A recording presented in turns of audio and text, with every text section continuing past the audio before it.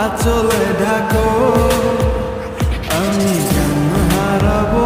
कैसा लगा आपको आज का वीडियो हमें कमेंट करके जरूर बताइएगा। सो दोस्तों आज की इस वीडियो में जो आपने देखा है गाइस बहुत ही कमाल के इफेक्ट के साथ न्यू ट्रांजिशन के साथ वीडियो को क्रिएट किया गया है। सो दोस्तों आज का वीडियो बहुत ही इंटरेस्टिंग होने वाला है। आप अपना फोटो या फिर किसी का फोटो लगा करके इस तरह का स्टेटस क्रिएट कर सकते हैं। इसके लिए गाइस वीडियो में एंड तक बनी रहिए, आपको पूरा फुल प्रोसेस बताया जाएगा। सो दोस्तों वीडियो को लाइक कर दीजिए और जो हमारे चैनल पर फर्स्ट टाइम एडिट कर इस प्रकार का और एडिटिंग सीखने के लिए चैनल को सब्सक्राइब करने के बाद नोटिफिकेशन बेल को ऑल प्रेस कर लीजिएगा।